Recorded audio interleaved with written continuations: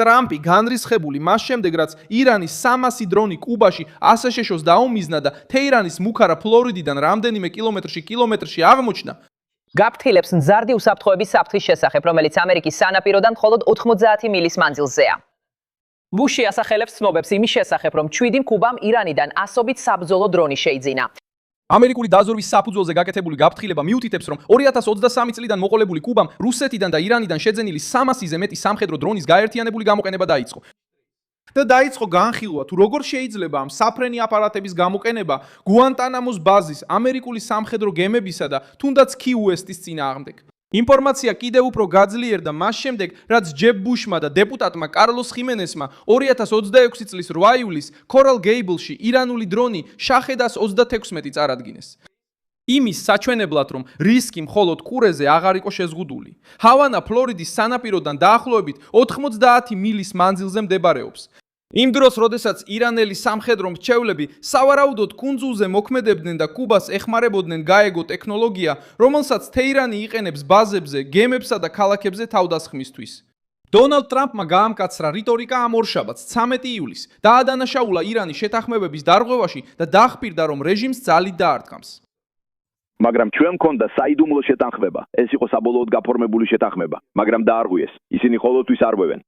უკვე ქონდა 10 შეთანხმება ამ ადამიანებთან, ასე რომ უბრალოდ ძლიერად დავარტყამთ მათ და შევინარჩუნებთ სრუტეს და ალბათ ჩვენვე მართავთ მას. გაფრთხილება სწორედ მაშინ ჩნდება, როცა ირანული რაკეტები და დრონები აღწევენ ამერიკულ ობიექტებს ქუქუეითში, ბაჰრეინში, ომანში და იორდანიაში. და როცა ჰორმუზის სრუტე ისევ ომის ცენტრში ბრუნდება, კარიბის რეგიონი შევიდა იმ კრიზისის რუკაზე, რომელსაც ტრამპი ცდილობს ჩაახშოს, სანამ ის ამერიკის ტერიტორიამდე მივა. რას აპირებს კუბა ამ ფლოტით? რატომ დაახლოვა თეირანმა თავისი სამხედრო ტექნოლოგია ფლორიდასთან? ახლავე ყველაფერს გეტყვი. თუ მოგწონს ესეთი პირდაპირი და მოკლე კონტენტი, გამოიწერე არხი, რადგან აქ ყოველდღე ესეთ ვიდეოებს ვაქვეყნებთ. ცენტრალური ინფორმაცია მოდის გასაიდუმლოებული დაზვერვიდან, რომელიც ამერიკულ მედიასთან გააზიარეს. მონაცემები მიუთითებს, რომ კუბამ შეიძინა 300-ზე მეტი სხვადასხვა შესაძლებლობის სამხედრო დრონი და ისინი სტრატეგიულ წერტილებში გადაანაწილა კუნძულზე.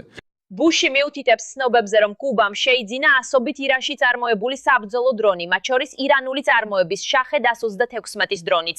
აქ მაიამიში ჯებ ბუშმა ყურადღება გაამახვილა ცნობებზე, რომ ამ დროისთვის დაახლოებით 300 ასეთი დრონი კუბაშია. აღსანიშნავია, რომ ჰავანა ამ ბრალდებებს უარყოფს და News Nation-მა დამოუკიდებლად არ გადაამოწმა ეს გავრცელებული რიცხვი.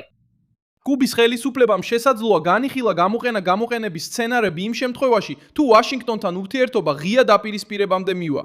დასახელებულ სამიზნეებს შორის არის გუანტანამოს საზღვაო ბაზა, ამერიკული სამხედრო გემები და Key-West, ფლორიდის ქალაქი, რომელიც ჰავანას ჩრდილოეთით მდებარეობს.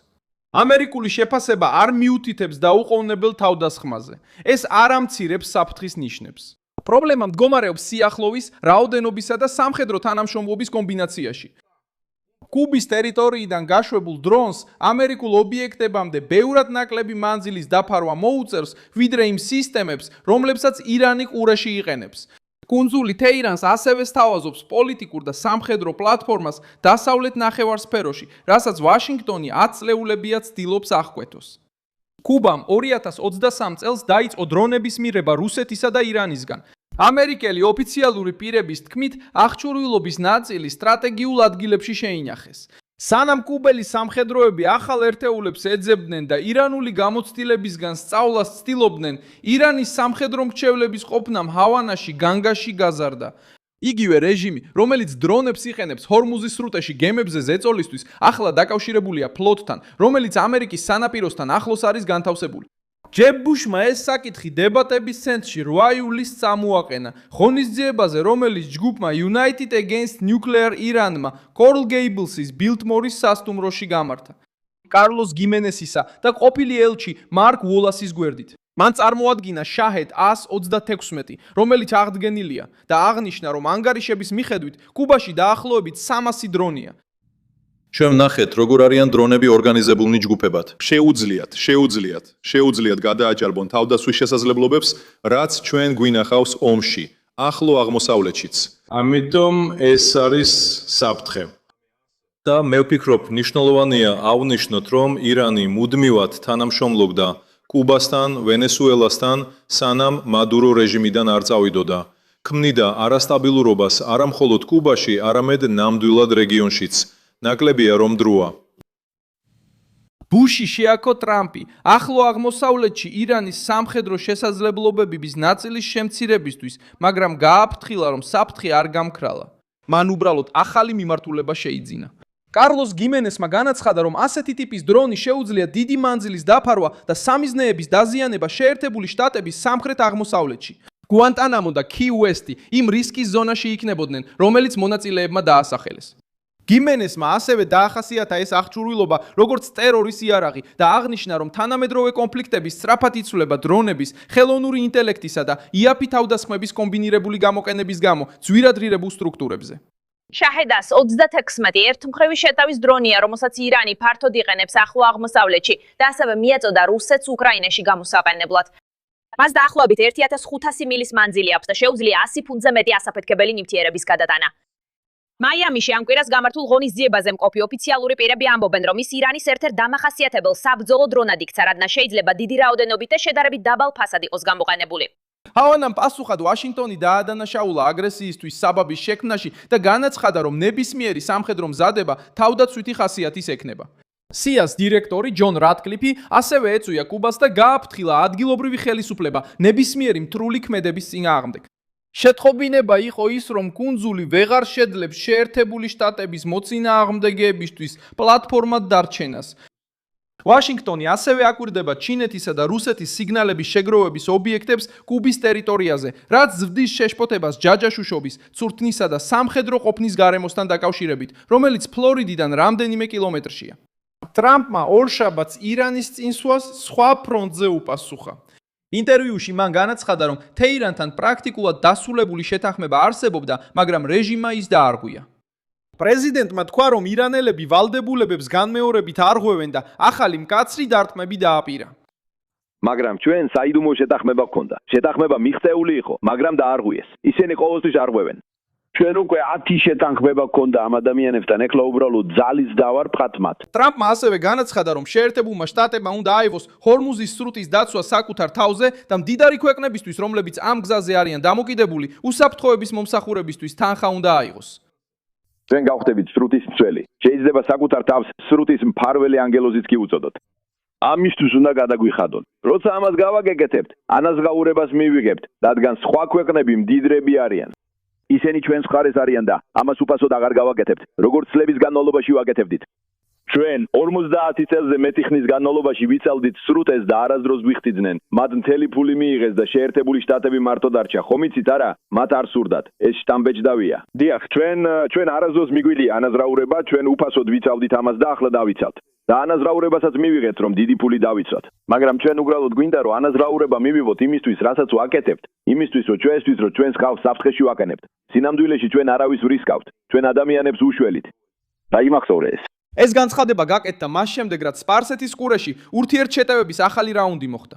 რევოლუციურმა გვარდიამ განაცხადა, რომ დაარტყა ამერიკულ ობიექტებს, გაანადგურა რადარები ომანში და შეუტია საწვავისა და საბრძოლო მასალის საწყობებს იორდანიაში.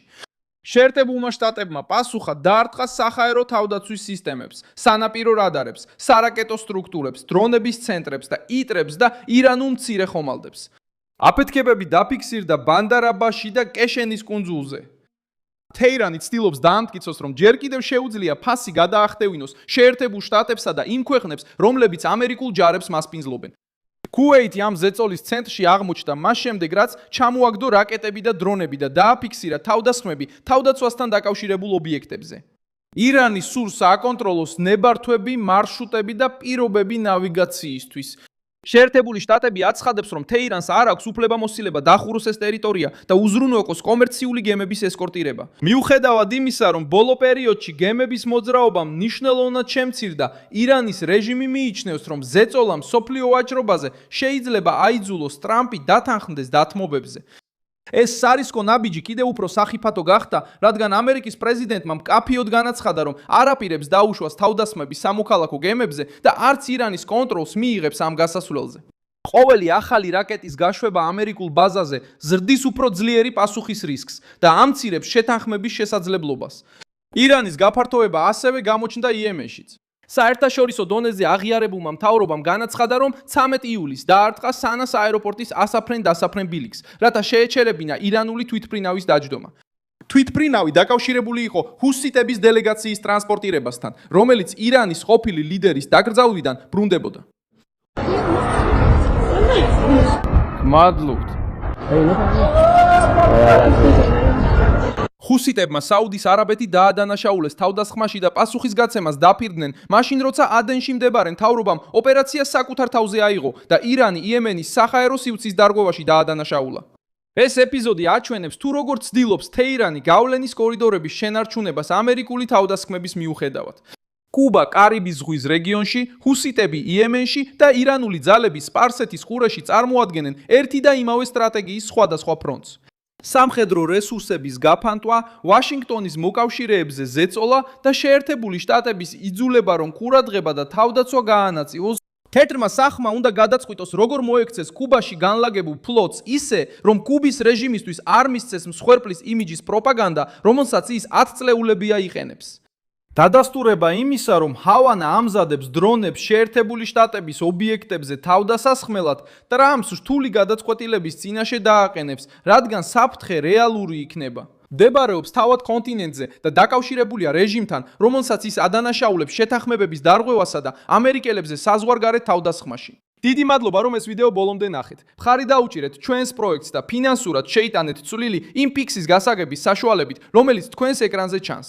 ჩვენ ვართ დამოუკიდებელი არხი, რომელიც მიზნად ისახავს მოგაწოდოთ სიმართლე და შეგინარჩუნოთ ინფორმირებულობა. თქვენი წვლილი გვეხმარება საქმიანობის გაგრძელებაში.